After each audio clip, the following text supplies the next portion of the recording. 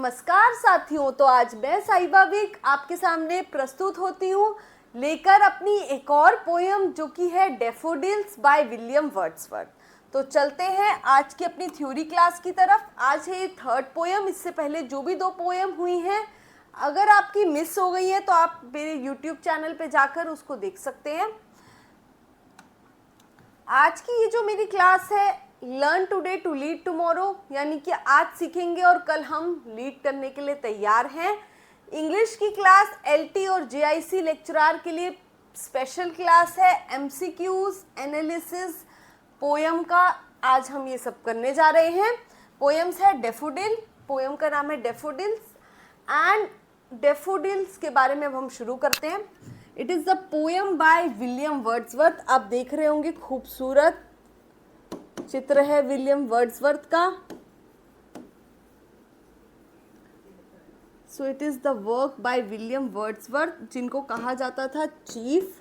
He is known as chief of, इनको chief कहा जाता था, चीफ ऑफ रोमांटिक एज।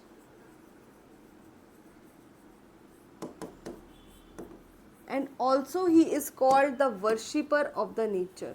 इनको वर्शिपर भी कहा जाता है। किसका? Worshipper of nature. ठीक है, अब हमें डिस्कस करना है किस पे? पोयम पे। सो डेफोडिल्स जो है, इसका ओरिजिनल टाइटल क्या था? इसका ओरिजिनल टाइटल था इस पोयम की पहली पंक्ति यानी लाइन, जिसका क्या नाम है?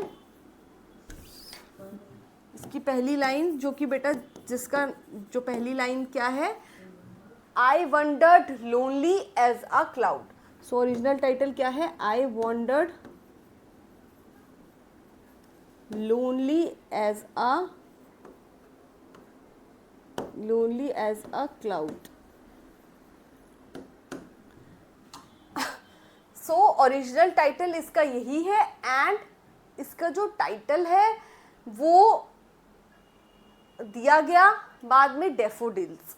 डेफोडिल्स क्यों? बिकॉज इस पोयम का जो सेंट्रल थीम है वो है डेफोडिल्स। एक इवेंट पे बेस्ड है ये पोयम, और वो इवेंट कौन सा है? एन इवेंट जो अकर करता है ऑन 15 अप्रैल। 15 अप्रैल को एक इवेंट होता है 1802 में, जिस इवेंट में कौन कौन इंक्लूड होता है? विलियम वर्ड्सवर्थ और उनकी सिस्टर होती है डोरोथी। एंड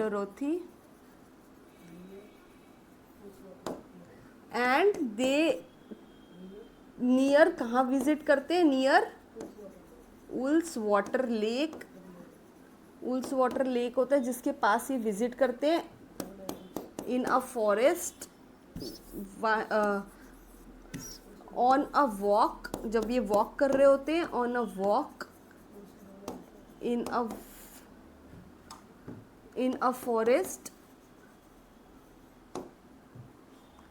जब ये वॉक कर रहे होते हैं, कहाँ वॉक कर रहे होते हैं? In a forest. ठीक है, सो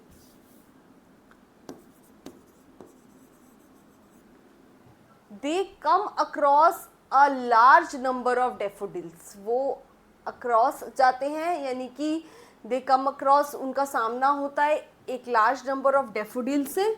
सो they come across a large number of daffodils, और यही इवेंट पे बेस्ड है daffodils poem. After that this poem is written. ये इंपॉर्टेंट पॉइंट है कि ये पोयम कब लिखी गई। This poem is written in, so basically written कब हुई थी ये poem? Written in between 1804 and 1806 के बीच में। एंड पब्लिश्ड कब हुई थी ये पोयम? Published in 1807। और लिखी किसमें गई थी? इन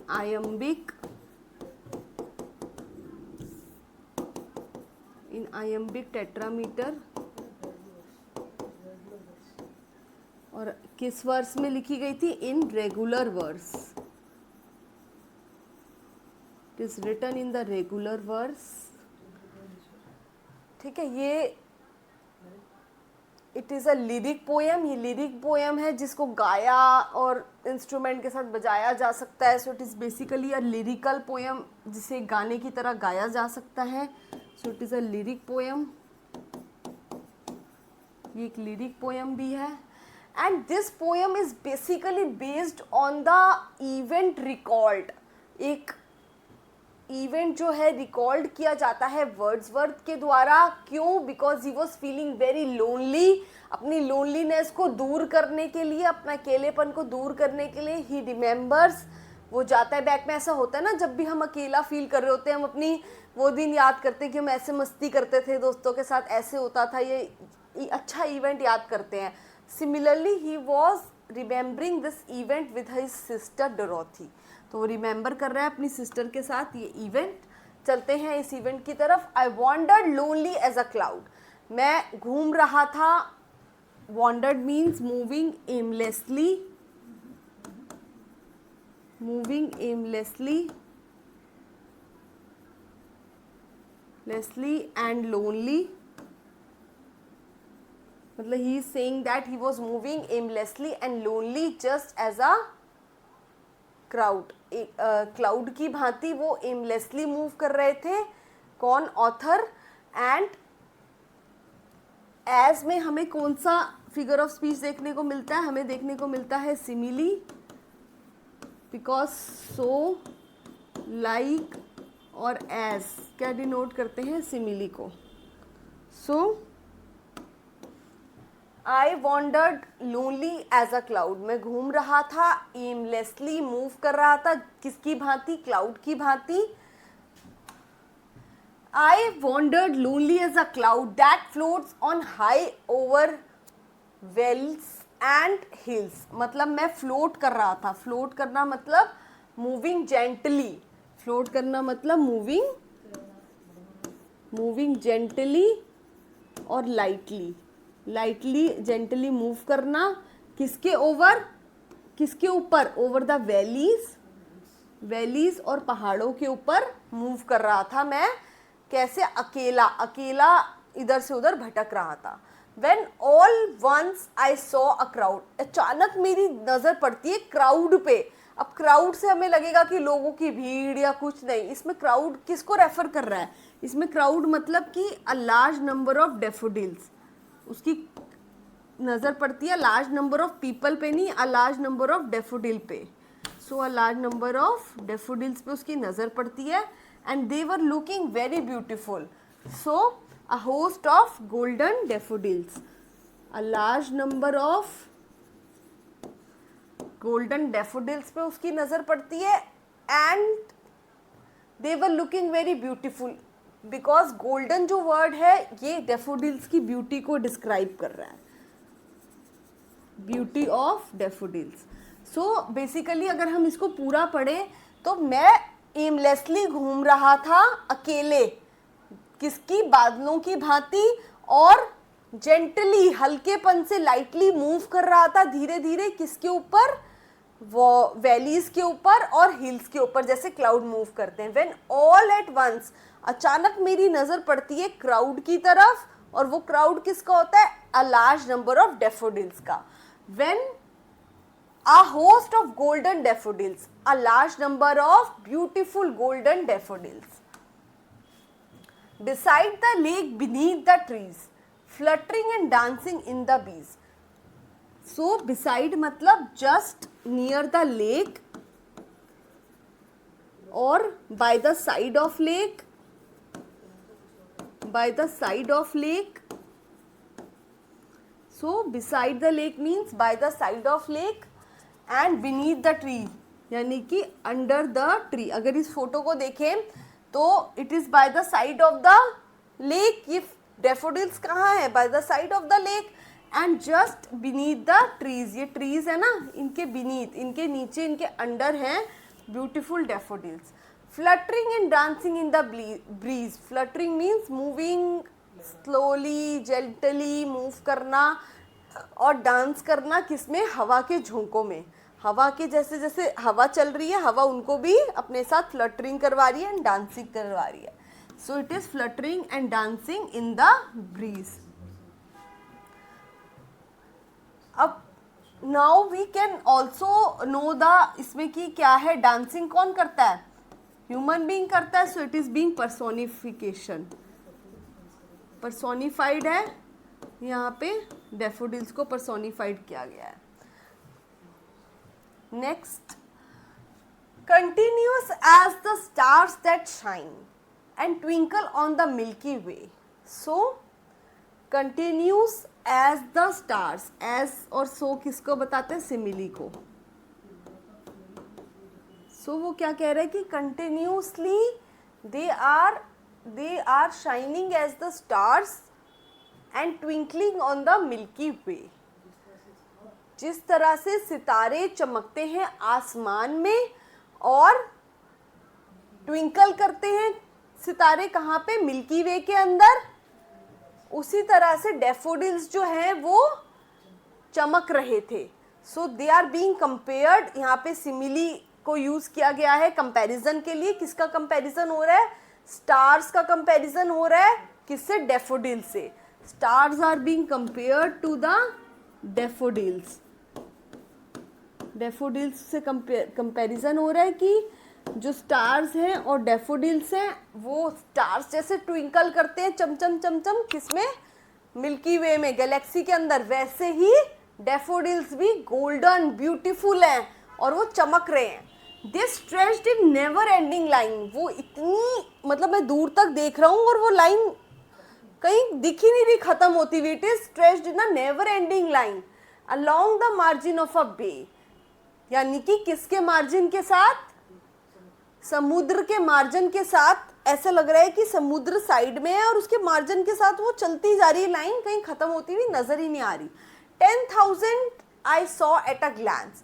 10,000 यानी 10,000 मैंने देखी डैफोडिल्स एक ही नजर में. तो ये किसका एग्जाम्पल है, कोई 10,000 तुम एक नजर में देख सकते हो. वो बात को बहुत बढ़ा चढ़ा के बोल रहा है. अतिशुक्ति अलंकार यानी कि हाइपरबोल, हाइपरबोल का यूज कर रहा है ये. 10,000 I saw at a glance tossing their heads in sprightly dance. और वो क्या कर रहे थे, ऐसे ऐसे ऐसे करके अपने टॉस कर रहे थे हेड्स को.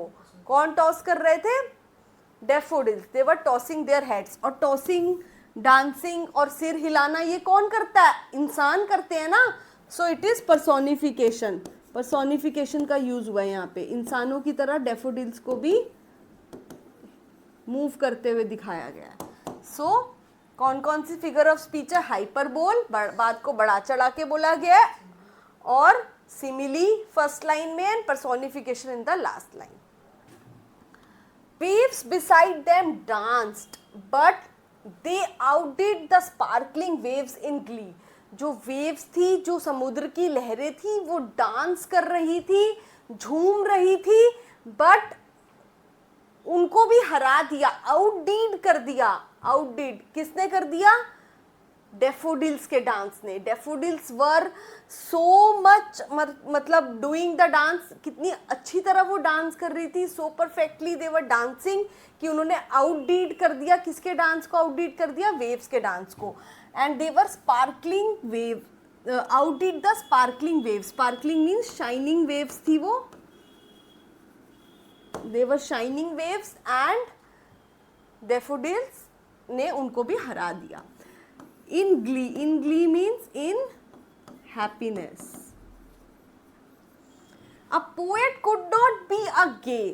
और ये दृश्य देखकर जो पोएट था कि कितना सुंदर डांस कर रही है डैफोडिल्स, और उनका डांस इतना अच्छा हो रहा है कि वेव्स के डांस को भी वो आउटडीड कर दे रही है. तो इतना सुंदर दृश्य देखकर पोएट सिर्फ क्या कर सकता था, सिर्फ गे यानी हैप्पी, हैप्पी हो सकता था, खुश, अंदर से इतना खुश हो गया पोएट, और उसके अलावा उसको कुछ नहीं सूझा.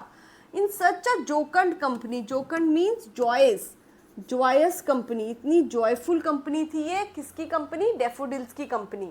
आई गेज्ड एंड गेज्ड, मैं गेज्ड एंड गेज्ड, गेज्ड मतलब लुकिंग कंटिन्यूअसली, गेजिंग मतलब लुकिंग कंटिन्यूअसली, किसी चीज को कंटिन्यूअसली देखना. तो मैं कंटिन्यूसली देखता ही रहा किसको, उन डेफोडिल्स को. But little thought what wealth the show to me, they show to me had brought.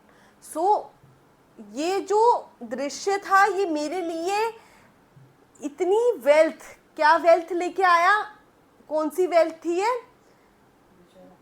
खुशियों की वेल्थ. मतलब ये मेरे लिए जो डेफोडिल्स थी ये, इनको लगातार मैं देखता रहा continuously. I gazed and gazed, और मुझे नहीं पता था कि ये मेरी एक ऐसी वेल्थ बन जाएगी, ये जो मेरा जो एक ये दृश्य है ये मेरे लिए इतनी वेल्थ बन जाएगी कि जब मैं अकेला हूँगा आगे चल के तो मैं इस दृश्य को याद करके खुश हो जाऊँगा. तो ये भी एक वेल्थ ही है ना, जब हम कोई चीज़ सेव करके रखते हैं अपनी, चाहे वो आगे जाके हमें प्रॉफिट देती है ना, जब हम उसको बेच सकते हैं, कुछ भी कर सकते हैं, या फिर उससे हमें प्रॉफिट मिलता है. वैसे ही उसने ये सेव कर ली मेमोरीज, और ये जो मेमोरीज सेव करी वो उसके लिए वेल्थ बन गई, क्योंकि जब अकेलेपन में वो वॉक करता है एज अ सॉलिट्यूड, तो these memories make him happy. तो ये मेमोरीज उसको खुशी देती हैं. For oft when on my couch I lie. Oft means for often, जब ज़्यादातर ऑफनली आई लाई ऑन माई काउच, जब मैं अपने काउच पे लाई करता था. In a vacant means carefree mood. In a carefree mood when I lie on my couch, or in a pensive mood. Pensive means sad mood, या फिर कह सकते हैं deeply thinking in a sad mood. जब हम over thinking करते हैं, कब ओवर थिंकिंग करते हैं, when we are in a sad mood. ठीक है. So for often when on my couch I lie in vacant, carefree or deeply thinking mode. They flash upon that inward आई. वो मेरी inward आई मतलब क्या होता है, इनर आई, या फिर कह सकते हैं माइंड्स आई. जो मेरी माइंड की जो आंखें हैं उनमें वो फ्लैश करती है. कौन फ्लैश करती है, डेफोडिल फ्लैश करती हैं.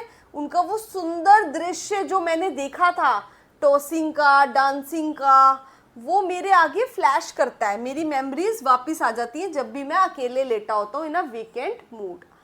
सो which is the bliss of solitude. और ये ब्लेसिंग है मेरे लिए, यानी कि हैप्पीनेस है. ब्लिस मीन्स जॉय है, हैप्पीनेस है. ब्लिस क्या होता है, हैप्पीनेस है या जॉय है. ये मेरे लिए ब्लेसिंग है.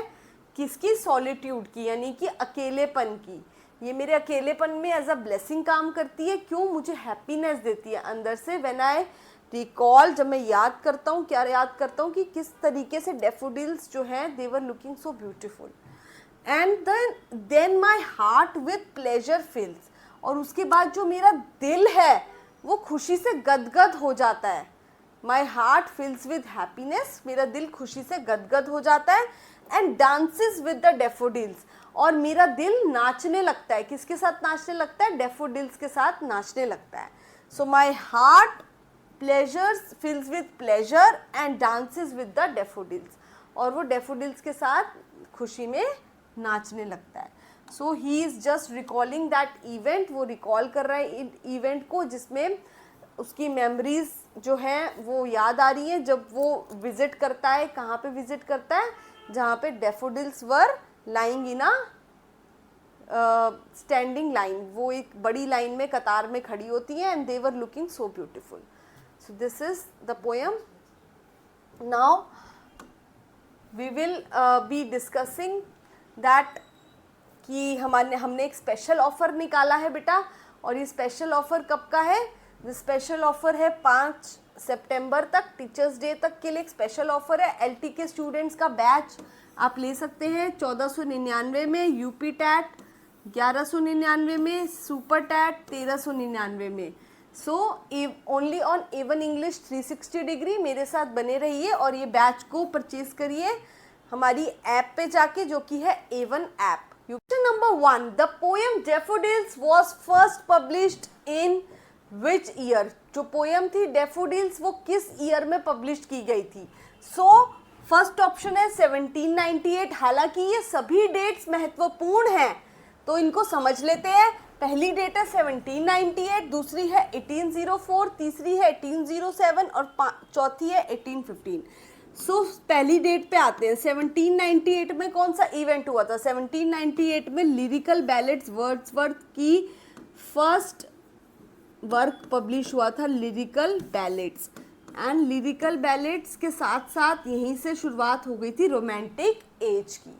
सो 1798 इज इम्पॉर्टेंट डेट। उसके बाद आते हैं 1804 से 1806 के बीच में डैफोडिल्स पोयम लिखी गई थी। So it was written between 1804 to 1806। It was published, daffodils published हुई थी 1807 में एंड इट वॉज रीपब्लिश्ड, दोबारा से पब्लिश्ड हुई थी 1815 में with the replacement of words. कुछ वर्ड्स चेंज किए गए थे, उनकी रिप्लेसमेंट के साथ ये दोबारा पब्लिश्ड हुई थी। And this is the last version. ये वाला वर्जन जो है, this is the version which most of the people read today. आज हम यही वर्जन पढ़ते हैं। सो आंसर विल बी 1807, क्योंकि वो पूछ रहा है कि फर्स्ट कब पब्लिश्ड हुई थी। सबसे पहले 1807 में पब्लिश्ड हुई थी, then it was republished in 1815। So हमें फर्स्ट डेट बतानी है। It is option C. And एक और बात बता दो, daffodils is the popular title. ये पॉपुलर हुई थी डैफोडिल्स के टाइटल से poem, but it's original title was not daffodils. Originally इसका टाइटल पहले रखा गया था I wandered lonely as a cloud, lonely as a cloud, which is the first line of the poem। जो फर्स्ट लाइन थी इस poem की, उसी को टाइटल बना दिया गया था। Question 2, the inspiration for daffodils came when Wordsworth was accompanied by। जो इंस्पिरेशन थी किसकी? डैफोडिल्स की। वो किसके साथ मिली थी वर्ड्सवर्थ को, जब वो किसकी कंपनी में थे? So he was accompanied by his younger sister। वो अपनी यंगर सिस्टर के साथ थे, हिज यंगर सिस्टर, जिनका क्या नाम था? Dorothy Wordsworth. And he was walking with her. वो वॉकिंग कर रहे थे अपनी सिस्टर के साथ, walking in the forest, where he came across a belt of, forest में थे, walking in the forest near Ullswater lake. Ullswater lake के पास थे वो, ठीक है। एंड दे केम अक्रॉस, किसके अक्रॉस आए? They came across a long belt of daffodils. एक लंबी बेल्ट उन्हें दिखी, किसकी? अ लॉन्ग बेल्ट ऑफ डैफोडिल्स, ठीक है। A long belt of daffodils in 1802। 15 अप्रैल को कौन सी डेट थी? 15 अप्रैल 1802। ये इवेंट अकर किया था 15 अप्रैल 1802 को। So answer will be B. Now next question, the poem is written in which verse form. ये जो पोएम है ये किस वर्स फॉर्म में लिखी गई है? So A Spenserian stanza, B couplet, C quatrains in an iambic tetrameter और blank verse. So it is C quatrains in iambic tetrameter. Quatrains में लिखी गई है ये। इसकी राइमिंग स्कीम है ए बी, जो 4 लाइन्स में है। 4 लाइन्स में ये क्वार्टरन लिखी गई है और लास्ट में एक कपलेट है। और this couplet is also in iambic tetrameter. Iambic tetrameter में है ये कपलेट भी, और 4 लाइन्स है, इसलिए इसको क्वार्टरन कहा गया है।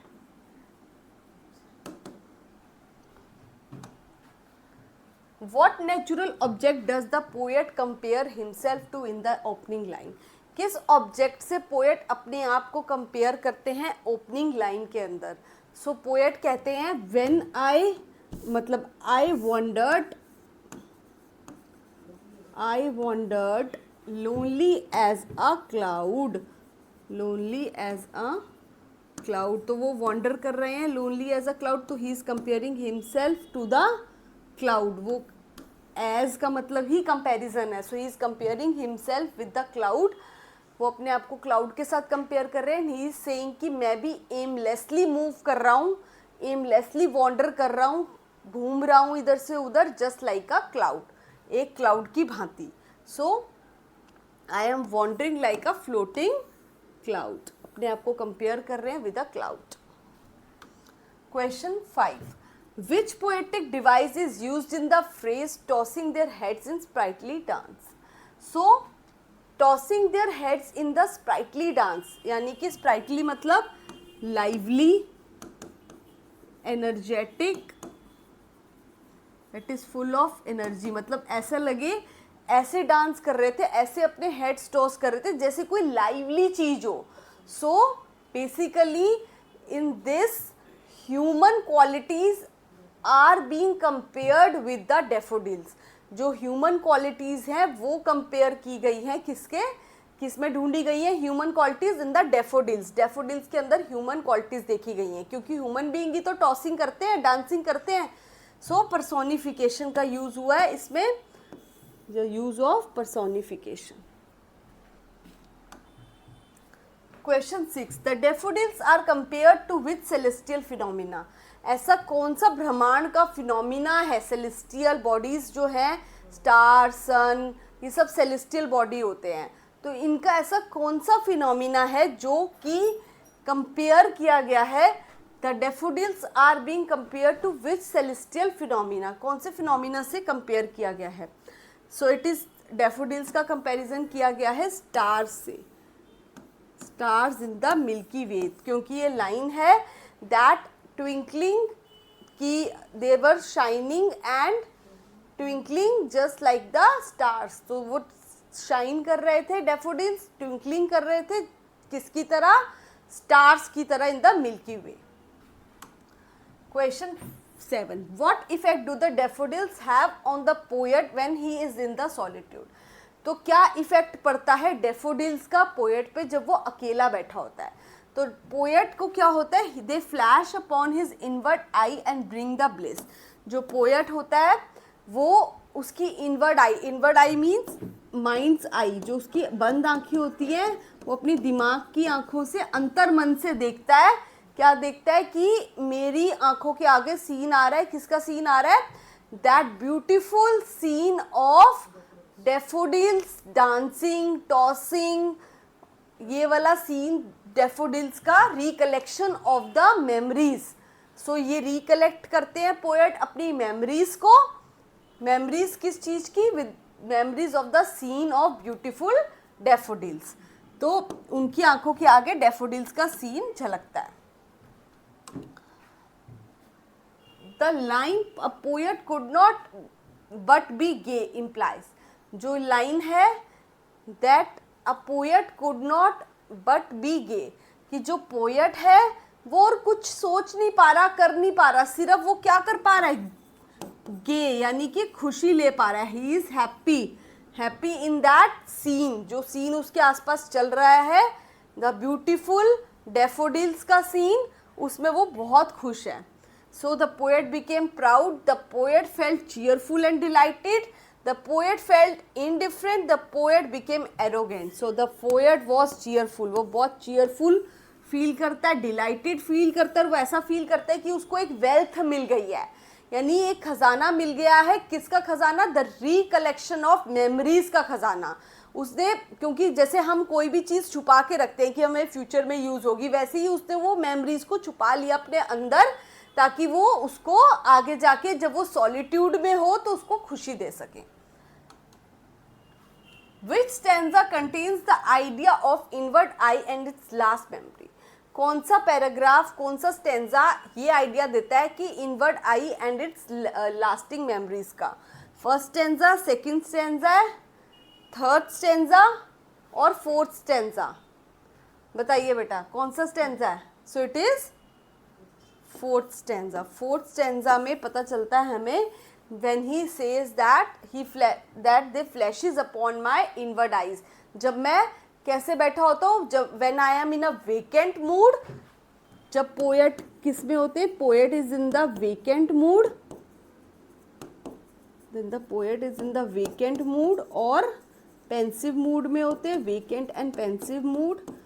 द क्या होता है, दे फ्लैश अपॉन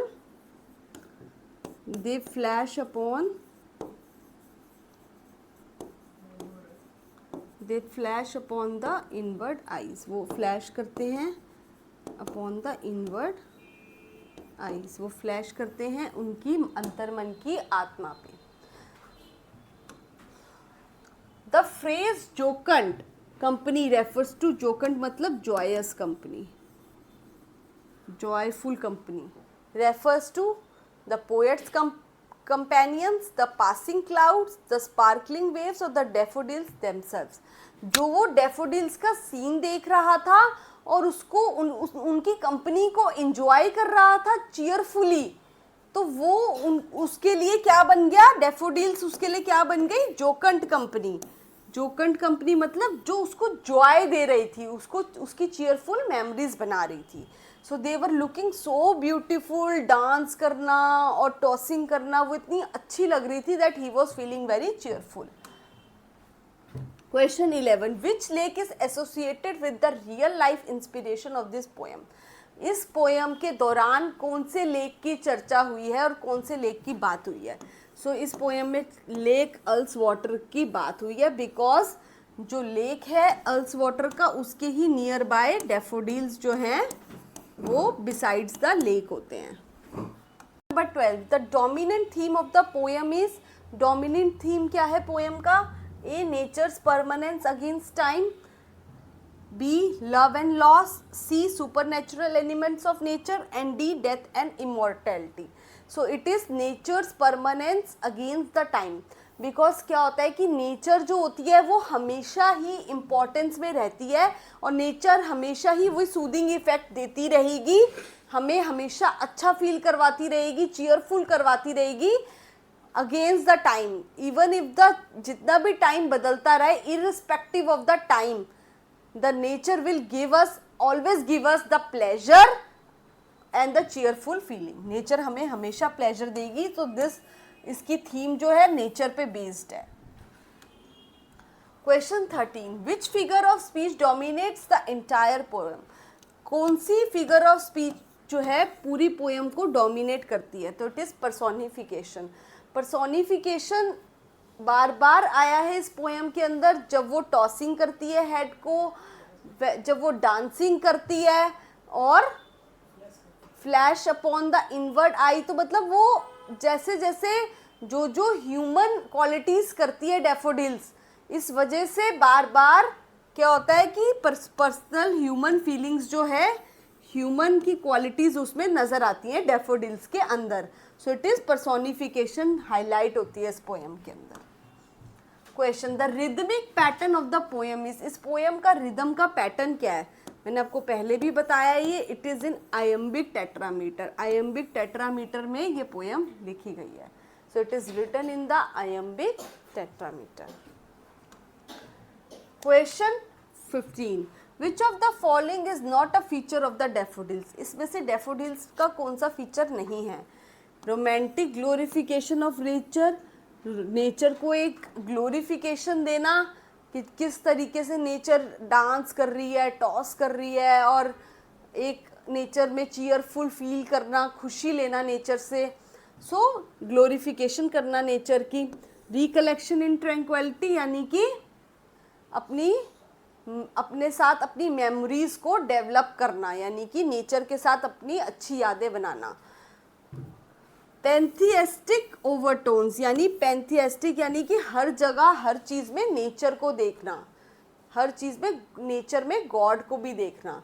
तो भगवान को pantheist means, pan means all और थी मीन्स गॉड, यानी ऑल, हर जगह गॉड को देखना नेचर के अंदर, ऐसा फील करना। क्योंकि वो बोलता है कि नेचर जो डैफोडिल्स है उनके साथ जो मेरा एक्सपीरियंस है, it is like a bliss for me, blessing है मेरे लिए। तो ब्लेसिंग क्या चीज़ होती है, जब हमें उसमें क्या दिख रहा हो, गॉड दिख रहा हो, तो हमारे लिए ब्लेसिंग बन जाती है।